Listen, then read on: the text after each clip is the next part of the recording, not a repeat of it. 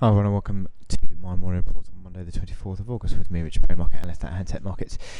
This is really turning into something quite nasty now. The equity markets in Europe have opened sharply lower, following on from a significant decline on Wall Street on Friday night, closing down 3.2% on the S&P 500.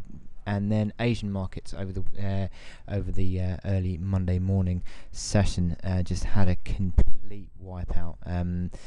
8% down on the Chinese Shanghai equity market, and other markets were also sort of 4-5% lower. The Nikkei was 4.6% lower.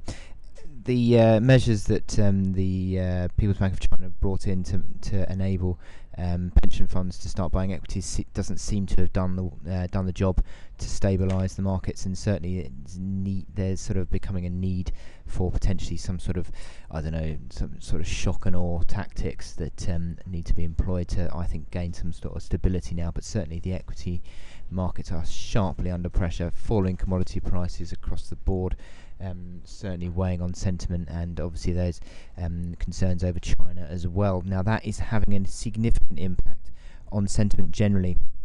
The dollar is one of the major ones actually. Look at that significant fall away in the dollar index in the last few days, as expectations of a September rate hike have been significantly pared back.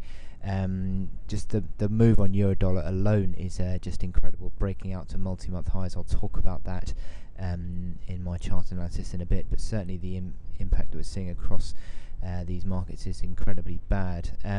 Commodity prices continue to fall away. That's the price of WTI oil. You've also got Brent crude that's broken to multi-year lows, 6.5-year lows on that. That copper continues to fall away. Look at treasury yields as well.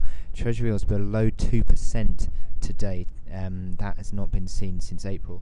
And certainly that is a big move as the flight to safety continues across these markets. What's going to stop it? Well, it's difficult to say at the moment because market sentiment is clearly very negative.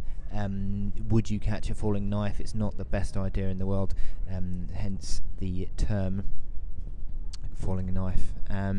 But I think until these commodity prices start to find some support, I can't see this outlook changing, and there may need to be some sort of significant action by someone, probably the People's Bank of China, to really sort of start to stabilise these markets. There's not any economic data today to drive sentiment at all, or to try and take the attention away from this move. So that's looks like it's going to continue today. My chart of the day is the dollar CAD, which is an interesting one. Again, it's sort of commodity price related.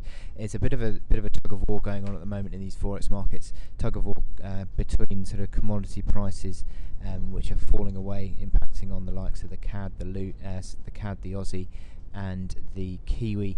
And compared to that, the expectations of Fed rate hike in September being pared back.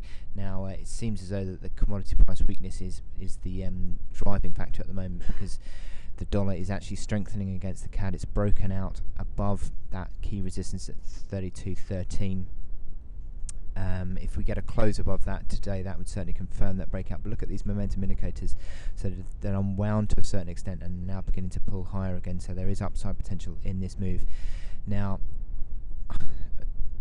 in terms of the upside break, well, we've got to go back on the range. I mean, that's 20 years. I mean, look at that, breaking out to levels not seen since 2004. So it's incredible upside break that we've seen on dollar CAD. Significant moves higher. In terms of resistance, there's not a lot of resistance until 134, and then arguably even 140 on this dollar CAD, which was that peak back in 2004, the 140 level. But certainly there is a further scale for upside on this move if it starts to close consistently above that resistance. Now this is the hourly chart. You'd want to see probably a bit of a pullback into that support band, the support band of this sort of old resistance that starts to come in around 31.75, and then up towards that 32.13 mark. We've already had a pullback finding support around that 32.13, interestingly enough, so that seemed to be a nice little pullback rally to the breakout.